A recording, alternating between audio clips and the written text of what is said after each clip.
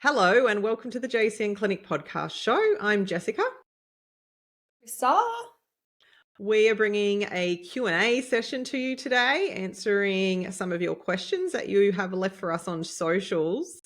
And they're a good little selection of meaty / kind of, I feel like a little bit introspective. There's going to be some goodies to dive into. So we might literally just do that today. We're going to just get in and start answering some questions instead of spending probably 10 to 15 minutes of chit chat. So I will say just very quickly, if I sound a little bit raspy, it's just I'm getting over something. So just enjoy my maybe a little bit more Man voice. Yeah, like kind of lower octane. Deep, sexy voice. I was like radio voice. Jess's sex voice. Yes. Let's call it what it is. Let's call it what it is. Jess's sex voice. So one of our questions was, does all calcium inhibit all iron absorption? Wow, good one, Jessica. I'm going to start that again. Does all calcium inhibit all iron absorption, i.e. calcium-rich broccoli inhibit iron-rich steak? Okay, right. I actually hadn't read that out loud. I just had glanced over it and now I'm like, right. And this follow-up, this was one that Carissa had come through in her socials, also sent through some additional questions in relation to that. But what do you want to do, Rissy? Do you want to dive into that first and then go into some of her other questions here? Well, yeah, I think if we dive into this, I think we'll actually probably answer the rest of the questions anyway. Because I think what the bigger question is, and we do get asked this a lot from clients, and it is a really, really good question, because I think it definitely is one where we can really separate, don't sweat the small stuff from where you actually need to consider, competitive and inhibition uptakes with nutrients, if that's even a fucking phrase. But anyway, with nutrients when we're eating versus supplementation, I think that's where a lot of it gets a little bit skewed sometimes as well. So if we're talking about just a meal, for example, if you're eating something that's calcium rich, does it knock out something that's iron rich? Because obviously it's quite well known in our space that, calcium can inhibit iron absorption, just the same as zinc and iron. You don't take them together because zinc can knock out iron absorption as well, or vice versa. So I think it is a really good question, because it's a good way for us to explain to you guys how to, I think, segregate what actually happens on a plate versus what actually happens with a therapeutic, supplement dose of something. What I like to say to my clients is, when you're actually just eating your meals, yes, it is really good to be aware of some of these interactions, these, competitions, and some of these, inhibitions for sure. But I think when it comes down to, the finicky things of, if I eat some broccoli, is it going to inhibit my iron absorption if you're someone who's anemic and worried about iron absorption? I think this is where sometimes, taking more of a telescope out point of view is a better approach. I don't think at the plate level we really should be too stressed or concerned about what would happen naturally in the environment in terms of competitive uptake of, minerals and nutrients. Because if we start pulling that apart on the plate, in the plate space, which I'm just going to say, like, just day-to-day eating, the plate space, it's a fucking head wreck. Yeah, totally. Because I think, no matter what you put on your plate, you're going to find something that competes with something else for uptake, and some nutrient that's going to knock another nutrient out of the park, or some sort of, plant chemical that's going to inhibit something else. Like, a really good example too was I got sent something from another client of mine a couple of months ago, and I did go and look into the science of it. And from what I could see, it actually was a correct, it was a TikTok video. Don't have a TikTok account, so don't send me TikTok videos, but I can access them. But it was a thing going around about, I'll have to remember this now. But basically, if you combine berries and banana in a smoothie, that there's an actual something in the banana. God, I can't even remember this now because I've just thought of it since we started talking about it. There's something in the banana that inhibits the polyphenol content of the berries. So basically combining berries and banana in a smoothie is just a bad idea. So they went on this big rampage of, demonizing this. So I was like, so when I got sent this TikTok video from my client, I was like, fuck, really? So I went in and I had a look at the science, and I did go in and have a look at, I can't remember, it's some sort of anti-polyphenol compound or something that bananas contain. And they did do a bit of a research question about it where they gave people, they didn't actually use the polyphenols in the berry. They used a polyphenol from cacao, and they tested in a clinical setting. So I looked into the actual article. I did read it, and from what I could see, I had a few questions around the methodology, but from what I could see, it was pretty valid. Was it food-based study though, or was it more? It was a food-based study. Yeah, from memory. I did go into it and have a good look because I thought, shit, before I answer this, because first I was just going to be like, oh my God, please just don't worry about this. And I thought, okay. And when I actually Googled it, it was trending big time on the internet. Yeah. So I just missed it. So I was like, okay, let's pull this original bit of, research. It wasn't a massive study. And it was literally, I think they gave one person just the polyphenol compound, the next person the polyphenol compound with bananas in the smoothie, the next person the polyphenol compound with the berries banana in the smoothie. So it did show that it did completely curve down this, polyphenol. Anyway, with adding the banana did it, and they did one without the banana. Sorry, anyway. Yeah. You guys get the point. So in terms of looking at that, like, yes, there definitely looks like there was some validity to it. But what I want to say about this kind of stuff is that it's good to know this, but if this is what we're fixating on when we're eating a whole food diet, we're completely missing the point of eating a whole food balanced, nutrient dense diet, because this is going to happen in every fucking meal you consume. Yeah, like, that's it. Do you know what I mean? And I think I think it's a beautiful question, because I think a lot of people ask this, but I really just want everyone to go take the stress out of what you're putting on your plate every day, and just know that if you're eating, a beautiful variety of dark leafy greens and some calcium and some broccoli and all of that, that also contains, non-heme iron. So, you've got competitiveness happening right there in one vegetable. You know what I mean? So, or one group of vegetables like the brassicas. So yes, they have calcium, but they also have non-heme iron as well. So there's going to be this in nature regardless. And I think if you're someone who's concerned about, like, let's just use iron absorption on the daily plate to plate, I think you can look at ways to enhance iron absorption for sure, but don't be worried about healthy foods completely knocking it out of the park. I think it's also really good to understand terminology.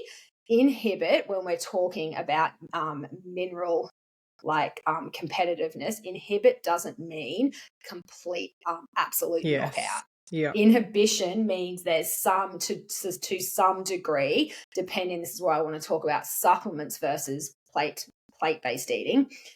There's, some degree of competitiveness and some degree of inhibition, but it's not a complete fucking knockout of the park. If you have something with calcium, a calcium-rich food, it's not going to completely shut down all the iron absorption in the small intestine. So I think that's really worth mentioning. I do, for sure. Yeah. I think it can almost be a bit of a misleading word in its own right, like inhibition, like people think I'm not getting anything. I love what you said too. I think a really simplistic way, as you said, is to compare maybe this as a supplement issue or a supplement question that you want to ask yourself over food. Like food, at the end of the day, every piece of whole food you pick up is an abundance of different minerals and vitamins and carbohydrates and amino acids in its own right. So just even naturally within one food, you can find that it's got a certain amount of iron, a certain amount of calcium, within reason of certain foods. But you know what I mean? Like, even just foods themselves have a variety of nutrition they give you. And then when you put them into a meal, like, this is nature. This is literally just nature. And we've survived and thrived like this for eons, we're again, like, it reminded me as you're speaking too about our podcast we did a few episodes ago on fear mongering, to be honest, like in regard to like creating stress around this. You've got that person who's making their smoothie for breakfast and now they're like, oh my God, I'm doing the wrong thing, having a banana and a berries together. which was literally my other client. And she eats Yeah. such a beautiful diet. She's come so far with her gut. She's feeding her kids and her husband. She's the main like food maker in the household. She goes to so much effort with her food. And I think things like this just make people, like, I know for her, for example, I know that this would have caused her so much stress. The fact that she's been making her kids, banana and, mixed berry smoothies, because, I do that still, but I think, I think these things are good to know, but it's like, don't sweat the small stuff. Focus on the big picture. Like if you're eating a whole food diet, don't worry about some of these smaller things, because they're going to happen in everything you do to some degree. But like you're saying, Jess, exactly right. We've been eating this way for eons, and if it's a whole food, fiber rich, nutrient dense diet, it'll all work itself out in the wash. And think about if you were trying to get around this, how absolutely insane it would be, like eating every single food separately. And then you'd be like, okay, so I just had this and I need to allow 2 to 3 hours for this to pass through my small intestinal tract. So then I'll eat that. Like it would just be, it's actually insane. Like it's so insane. It's a nightmare. I just love it. What you said too. It's supplements. Always think about the supplements as far as inhibition. That makes absolute sense. And then also if there's something in your diet you're trying to get more of, think about how you can add more and increase its uptake rather than thinking about the things that you need to take away. Yeah. It's just, I think the only other one that I think of in that space that I see clients doing a lot is, but then again, I would look at this for supplement intake again, and I'd also look at it if someone was deficient in a certain food, was deficient in a certain mineral or vitamin, usually being a mineral, would be tea or coffee. So it's a big habit with a lot of clients, older clients. It's not just breakfast, it's often like lunch and dinner. So they'll have their lunch and then they'll have their cup of tea with their lunch, and it's like tea all day. And then you also know that they've got low iron. So that's something that we would specifically change or ask them to like put some space between from a dietary point of view, I guess. That's probably the main one I look out for. Yeah, exactly. I thought just for our listeners as well, I actually wrote down a little hit list of our minerals. Our minerals are the main ones that we're talking when we're talking about, competition and inhibition. So I thought if anyone wants to just write some notes, get a pen now and hit pause, because I thought, I know Jess and I have covered this in so many ways in different podcasts, but I'm just going to give you guys a hit list of what we tell our clients. So just if you are supplementing at home and you're not working with us, but if you're supplementing at home, what to be careful of with your minerals. So iron, while we're talking about iron is best taken, I believe, at night, purely because if you're a coffee or a tea drinker, that is usually happening in the morning. And as Jess just mentioned, coffee and tea will inhibit the absorption of iron. Vitamin C will increase the uptake of iron. So you can have a glass of orange juice or take a low dose vitamin C tablet with your iron.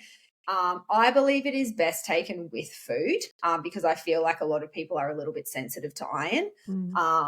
So I love it. That's just me personally. Don't take large doses of calcium or any of your other minerals with iron. Zinc also particularly. I quite commonly see when people first come to me and they've given me their list of supplements, they're smashing zinc and iron at the same time. Don't do that. So keep all your minerals separate if you're taking them in doses. I also just jumped on and found some PubMed stuff. So not that anyone would be taking 1,000 milligrams of calcium in one hit, or technically I don't think most people would be, but just here's a little bit of stats just so you can understand the inhibition at a therapeutic dose. 1,000 milligrams of iron absorption, 1,000 milligrams of calcium dosed diminished iron absorption by 49%. So just to give you, and then 800 milligrams of calcium diminished iron absorption by 37.7%. So that's just something I pulled off PubMed quickly. I'm hoping it's pretty accurate because it's that's PubMed. It's PubMed. It's got to be. NIH.gov. Sorry, not PubMed. I was on PubMed before. But anyway, so that's that. So just to give an idea, when we're talking about inhibitions, it's not complete knockout, but also too, if you're taking an iron supplement, just be aware that any other large doses of minerals that you're taking just keep them away from it. Calcium and magnesium. So calcium, obviously, if you're taking calcium, keep it away from iron. Quite commonly, we prescribe calcium and magnesium together. Well, I know I do because they quite come along side by side in a lot of mineral supplements, but just know there is going to be competition for uptake because they are minerals. That just happens. But zinc is a big one that I think I wrote down some notes as well. If you're supplementing zinc, keep it away from your iron. But also don't take it on an empty stomach because it'll make you feel disgustingly sick. It'll make you vomit, potentially. Also make you spew. I've done that. Me too. Don't take zinc with calcium. So again, just think about your minerals, and if you are taking them, take them separately. And there's another thing. Zinc will not knock out, I shouldn't use that terminology, but if you are supplementing with high doses of zinc for a period of time, it's recommended that you keep an eye on your copper and your iron. Those three guys share a really interesting relationship. I think that was it for my minerals. That were the notes I wrote down. Did you want to add anything? Yeah. No, that's totally the main guys. All I want to add is that I'd love you to provide a beautiful curated little tile that we could put up on Instagram for our followers of that. General rules about supplementing minerals. Yes. Because I think people would love it if they're like driving or something now. We will do something like that, guys. But no, totally. Yeah, absolutely. Love it. Yeah. Yeah, I think that answer. I'm just seeing I think that's pretty much everything that this lady answered. I can just see with her additional questions, it's probably more just of an explanation of certain foods. Yeah. Yeah, she did go on to ask so if you're having fortified foods, like I kind of just wrote, well, what's the point then? Like, obviously I get it. But she said with fortified foods, if you've got something that's, high, it's fortified with iron and zinc, question mark. Oh, she's like, why would you do both? Like, that concept that people think it's cancelling, they're cancelling each other out. It's like, well, they're not. You're still getting some of each. But, in an ideal world from a supplemental point of view, you would pull them apart. Yeah, but it's just it's like again, to go back to food, eating. It's also probably worth mentioning that when they fortify foods, they're not really as focused on individualized treatment as they are on healing the masses. It's a very health organization approach to, nutrient deficiencies. And it's like, well, if lots of people are deficient in iron and zinc, like we can't, dictate who's going to buy what loaf of, Bergen bread that's fortified in each. So let's just put them both in there and hopefully we'll kill two birds with one stone. Absolutely. Which is not necessarily a bad approach, but again, I totally get the question because it's a valid question, but they're not so concerned with, competitive uptake in smaller food-based doses. They're just, it doesn't work well for marketing. Imagine if they split it and you've got the average person standing there with the two Bergen loaves. This one's fortified with iron, fortified with zinc. Like, oh my God, I don't know which one I should be getting, which one. And just like freaking out when they're like, we'll put them together and then they get 2 for 1. Yeah, 2 for 1, and their body will just work it out. So, but I think it's a bloody excellent question, and I think a lot of people do get tied up in the small, like I don't like to call it the small stuff because it's not the small stuff, but I like to say don't sweat the small stuff when it comes to if you're making really good whole food choices in your diet and eating a beautifully rounded whole food diet that's rich in fiber and nutrients and all the things, like just give yourself a massive fucking high five for that. And if you are someone who's deficient in zinc or deficient in calcium or have bone mineral issues or deficient in iron, then work with a practitioner, or at least understand what you're supplementing and why, split your doses and retest and make sure you're doing well on all fronts. Yeah, absolutely. I was just thinking of one of my favorite foods as far as nutrition goes, which is the humble sardine, and how it's a powerhouse of all of the minerals all packed in one. It's such a good example, as far as iron, calcium and zinc. It's just if you put this lens on it, it'd be like, oh my God, the sardine, it's blowing my brain. They're all going to cancel each other out and I'm just eating oily weirdness. I'm just eating bait. I'm just eating bait with no nutritional density. Okay. No, cool. Perfect. Love it.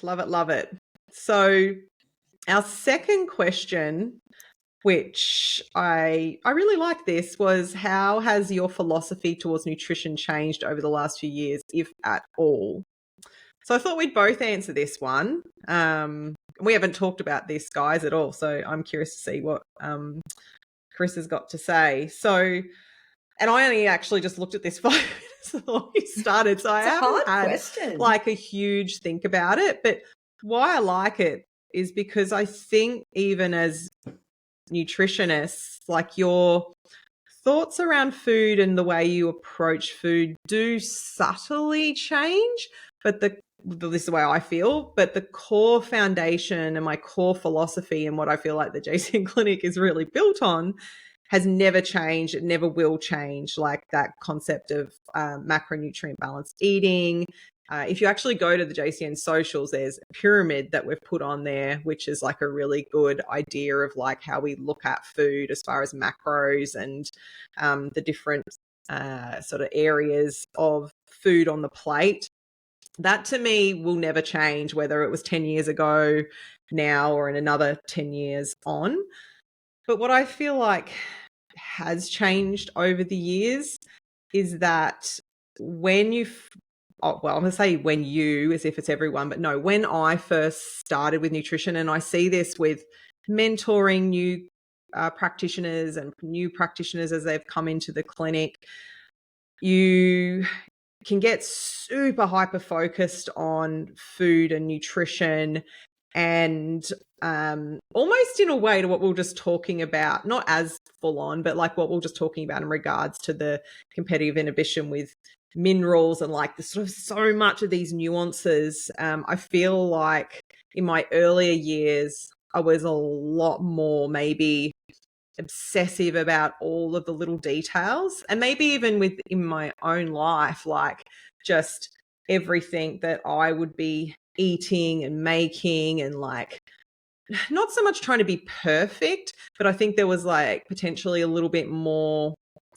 pressure in what I had as far as expectations for myself.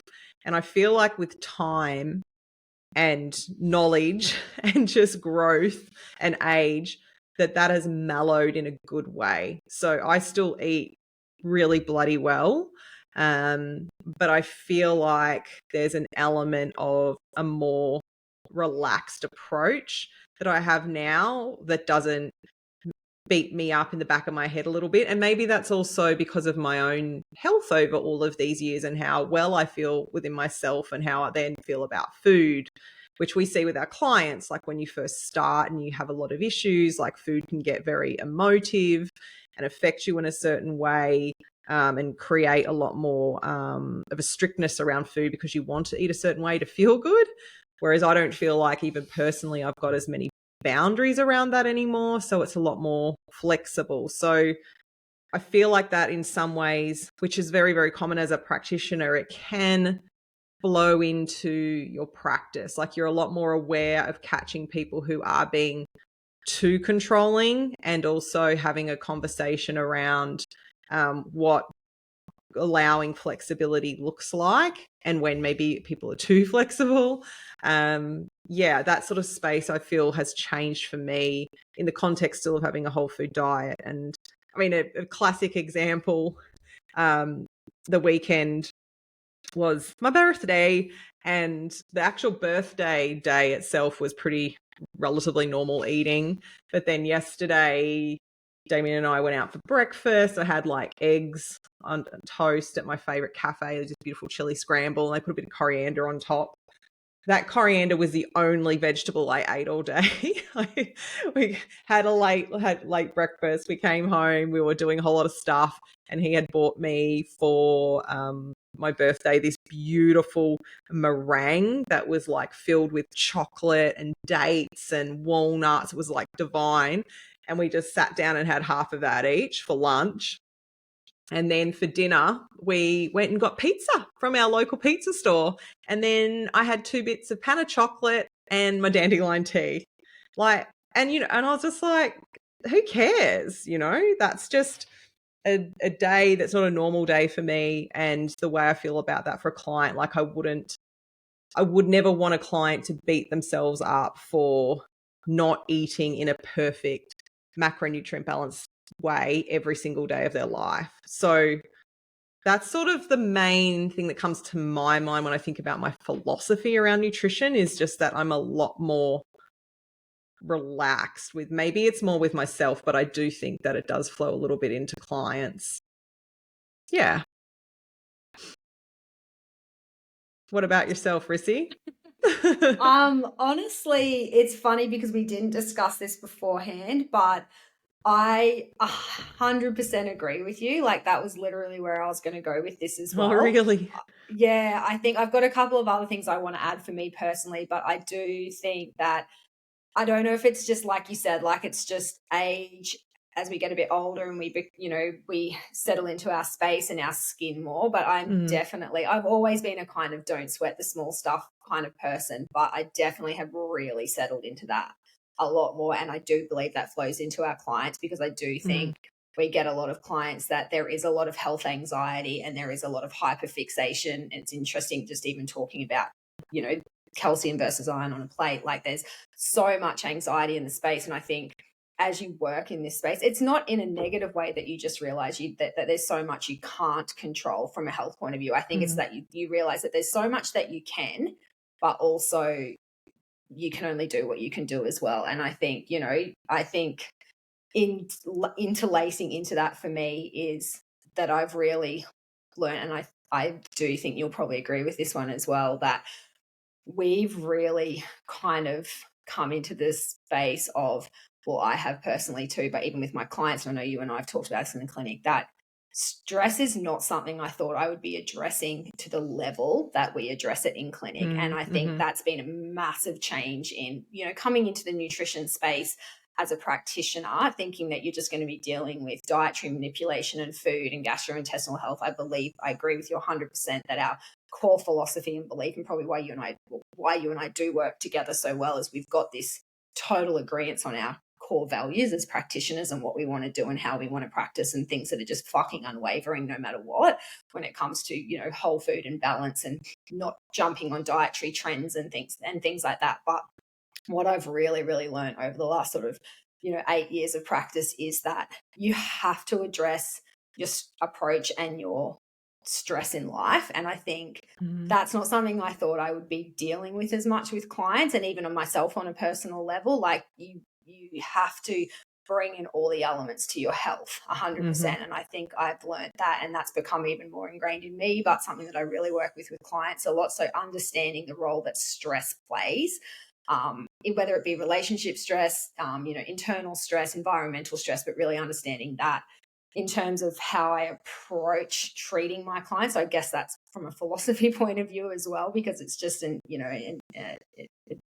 more, as more, you can do more in that space and stuff like that. So I really spend a lot of time talking and working in that space with my clients.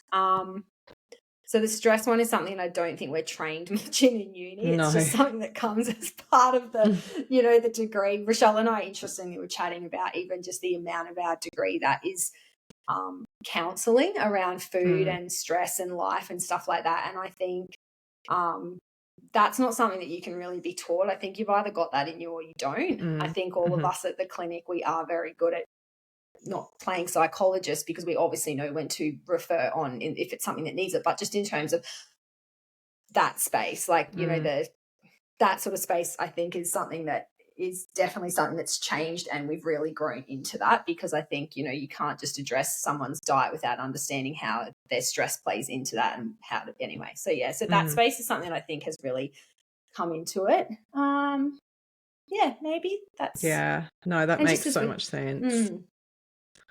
I totally lost it. There's something I'm going to say off the back of that in regard to the, like you're saying, with the stress side. No, it's gone. It'll come back to me. It'll come back. I think I was going to say, yeah, the stress space, but then also like I had something else I was going to say as well, and I kind of lost it in the stress space. Because it's so hard when you're just trying to think, what have I learned in all these years of a practitioner, and how has my philosophy changed? But I do agree with you. It hasn't, like, I would say it's grown more than it's changed, if that makes sense. It's grown. is probably the best thing. I do 100% because I'm like a little hippie at heart. I do also, like, I spend a lot of time in my clients that are open to discussing it or willing. Like, I love tapping people into the, you know, the more, not even like the spiritual space, because for me, that's probably more of a personal journey and thing that I've been working on for decades, and just, you know, something I keep in their background. But I do find when people are willing to tap into the stress space, exploring that space within the options, which is not something that, you know, we're not trained with that with our degree. It's just, again, what we learn, how we work on ourselves and all of that. But just discussing things like breath work with clients and, you know, somatic body work, just different therapeutic avenues that people can take. And if they're willing to be, you know, not coaxed but pushed into that direction to help part of their healing. And that goes so beyond gastrointestinal health. But I find like well, it does. That's the thing. It does and it doesn't, because of the connection to gut health. And I think, like you said before, as far as it's a philosophy that grows, and it you can't do what we do for years and years and years on end and not grow, because you learn so much from your clients. Like when you first start, like as you were talking about, you don't actually realize how much stress is involved and all the emotive sides of what people bring to the table. Like, you can't go through years and years and years as a practitioner dealing with that and not learn and not see patterns, and then also not learn really beneficial tools. And it may not be, there might be some tools you give directly, but it's also having a toolkit, isn't it, for referring. And it's not always referring to a psychologist. It might be like referring for a certain resource of breath work or a certain resource of something else. Like I know you and I both have a huge toolkit there that we use. And I also know from mentoring that is, I always joke with mentoring, particularly the practitioners, more so the ones that have started sort of really fresh over the years at the clinic. They're so amazing as practitioners, but where they need support from myself and Carissa, I feel like, is learning how to deal more with this side of things, with the stress people bring, like with what's going on in their lives, and how to like work with helping them get to where they want to be, with tackling those things and their personalities and the quirks and traits that we have. That always fascinates me, because I think, and that's what makes you grow.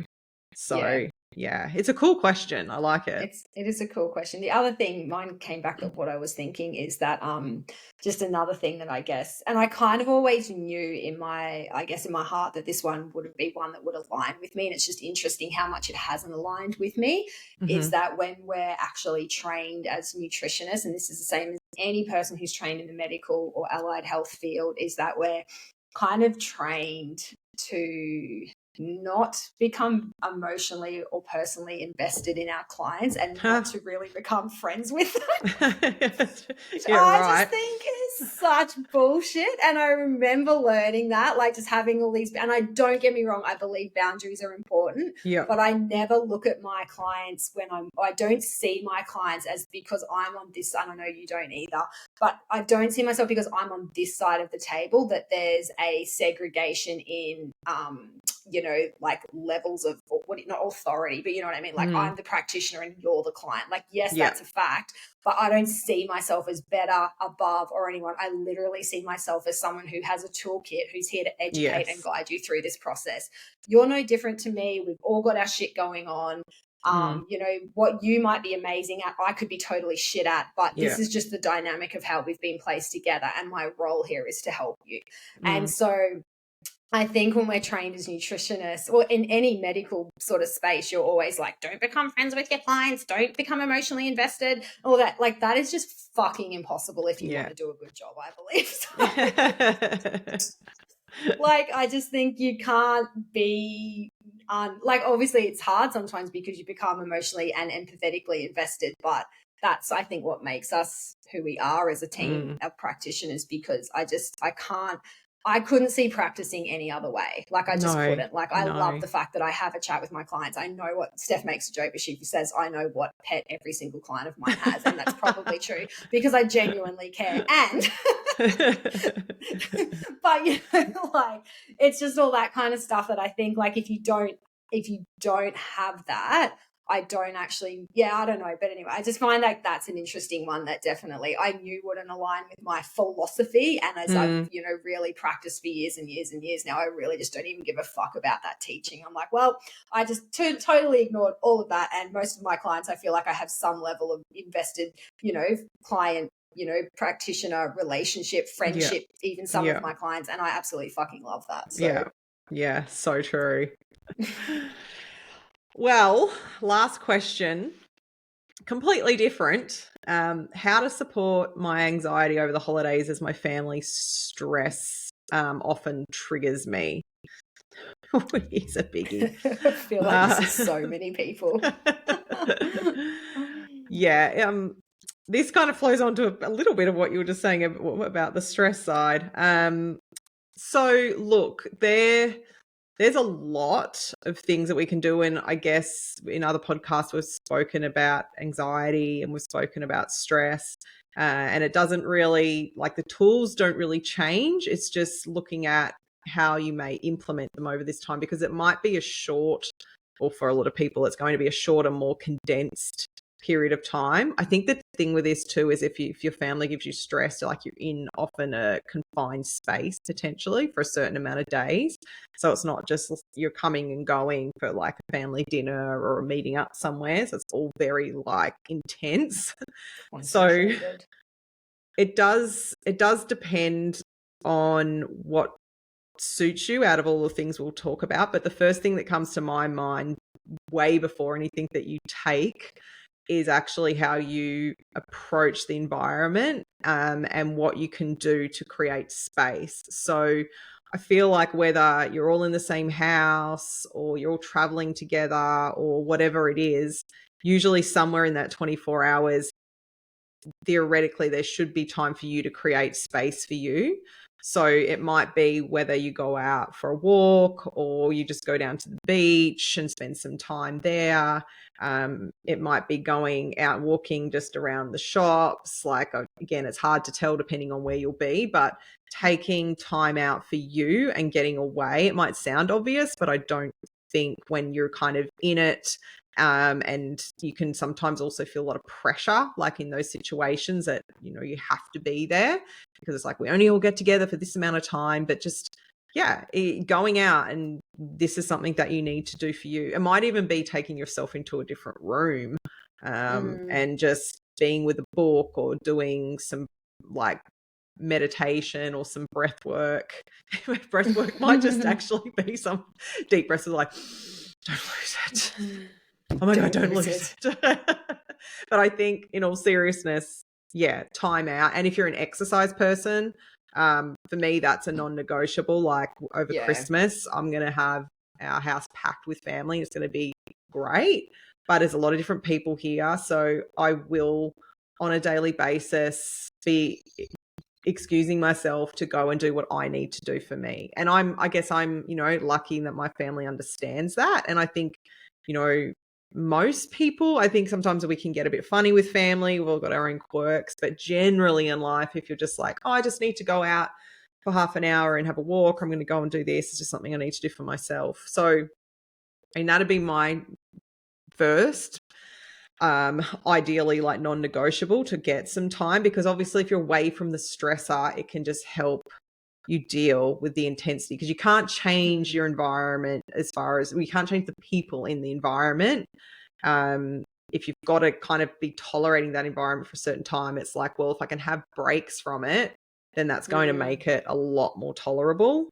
And then we alluded before to things like, and we discuss this a lot with clients with certain test results when we know we need to work on stress. It's like you need to find what works for you. So something within the day, or even if it is within the week, depending on how much time you're spending together, that also allows your nervous system to relax. So it might be, as we're just mentioning, breath work. It might be doing some yoga stretches. It might be meditation. It might be going down to the beach and sitting on the beach for 10 minutes and just looking out at the ocean, or going for a bushwalk. And I understand you can't, like, some of these things they don't suit everyone.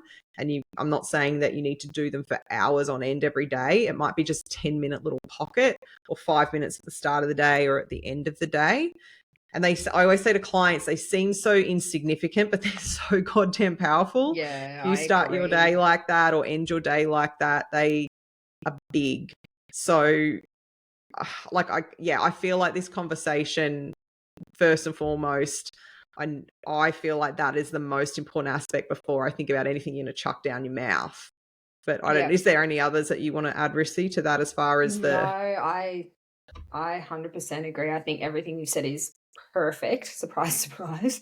I was just gonna say, I think everything you said is good. Prioritize exercise, I think, but also for me, I like to have, just even in that space of just being able to get away, like I like to just know that I've got a little place I can go to. Sometimes not like we've actually got a great family dynamic, but I just know when everyone's in a concentrated space. For me personally, as I learn more about myself as I get older, I am very sensory to closed spaces and loud noises, and it really really overstimulates me. Like I get really, like, if anything, I'm around my family. I'm quite, I would say I'm quite extrovert. I'm like quite, in air quotes, normal, but in groups of people I don't know, I can be quite introverted. But family groups and stuff, I love it. But I also find sometimes when there's too much going on, and especially Christmas, like if it was at my place, for example, just like what you're having this year, that just this pressure of having to cook, get everything out, do all the stuff, but then plus have a million people fucking talking to you all the time.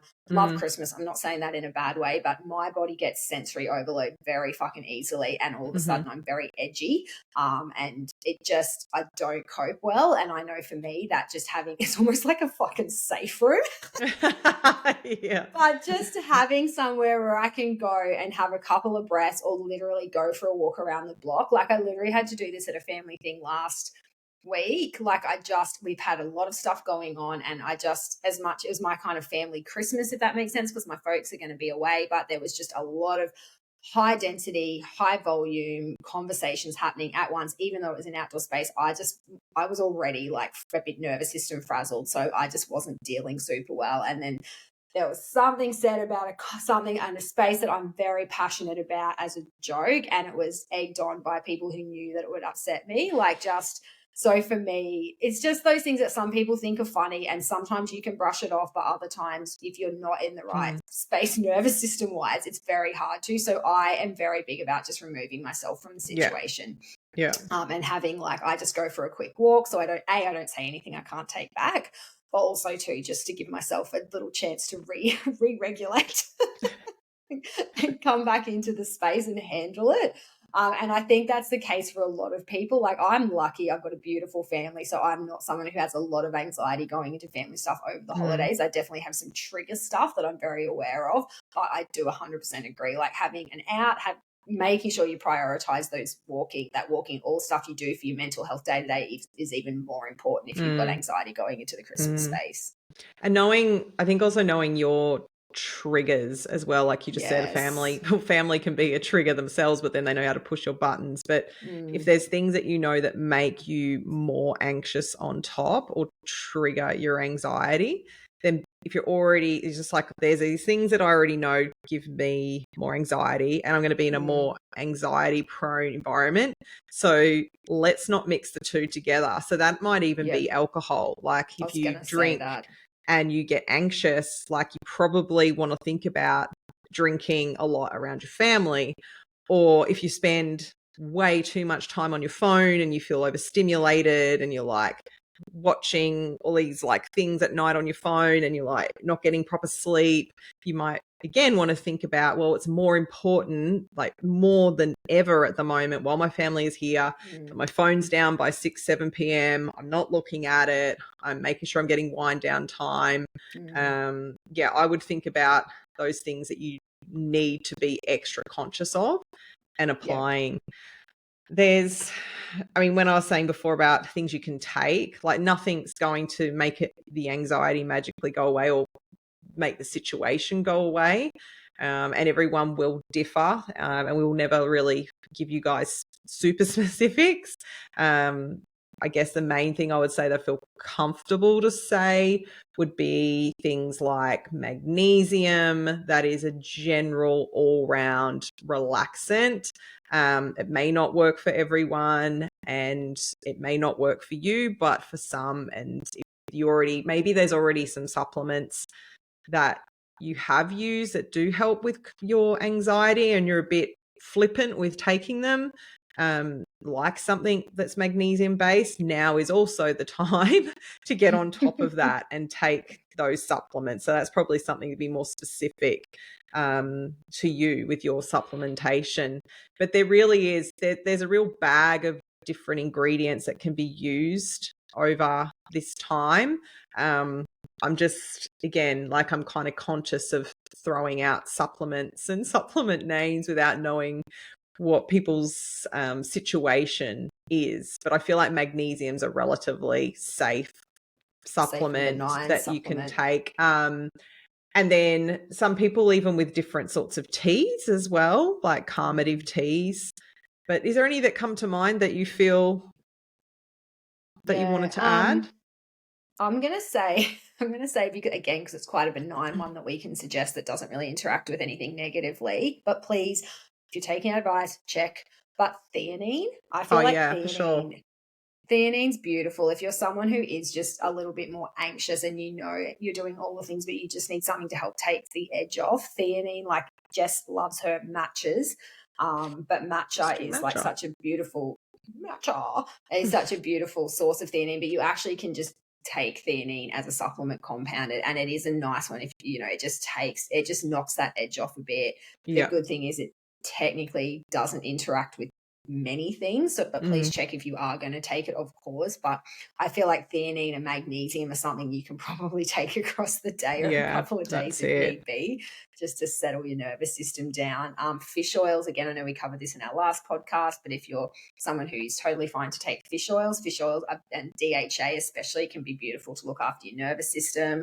And I definitely think teas are a great one, because you've got all those beautiful herbs like lavender and chamomile and passion flower, and you can get some of those really nice teas that I know we've covered for another podcast, like from Source Bulk Foods, that have got those beautiful, calming blends already done up for you. So I'd also say too, for any clients at the clinic, or even if you're not a client, something more specific in this area that we do is we will do short consultations, like a 15-minute consult, and often they get used for herbals. This is the time of year where that can get a bit of a smashing, where I was up at Brisbane last week, and there was a few that I saw, Rissy, that you were throwing to Rochelle. They were probably more around sleep and so forth, but definitely this is a time of year where I'll even be having some clients talking to our naturopath or booking in for a short consult with one of the practitioners.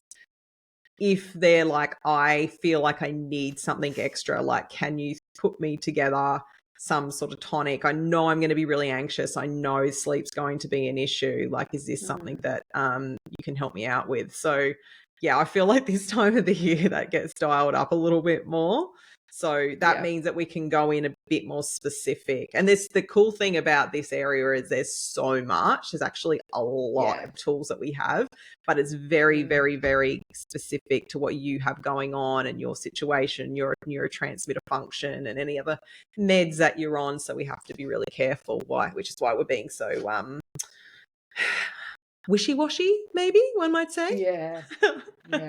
Well, I know it sounds like we are with supplements, but it's because we don't want to blanket recommend, because not everything suits everyone. I do think you mentioned before, like, alcohol, but I think that's a massive one, because I think there's a lot of pressure on people to drink in family situations and stuff like that. I know for me personally, that's a big one. Like, we come from a big family of drinkers, so there's obviously more alcohol around family situations, around the Christmas space and things like that.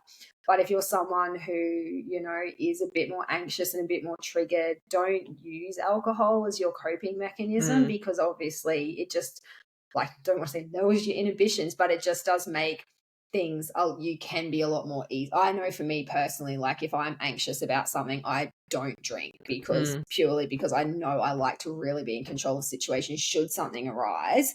That I know, so if I know I'm going into a trigger situation with people or anything, I'm very cautious about the level of alcohol, or if any, that I consume, because I know that I might need to have to regulate my nervous system. Yeah, That's so true. a lot harder to do if there's booze in the situation. So again, just be mindful of your what you use to medicate, I guess, so true in a in our substance kind culture. way. Yeah, I think that's a big one around the festive season. I think there's a lot of arguments and stuff. I know even just for us over the years with Christmas, with like more extended family members, like booze is the trigger for a lot of Christmases going fucking wrong.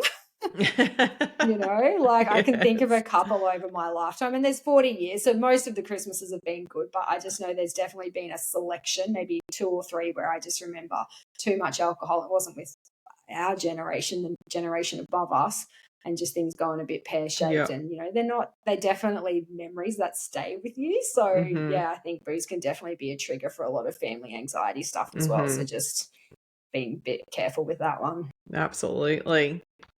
Well, that's the end of our questions. We still spent a fair whack of time on that with you guys, but I think they're a nice selection.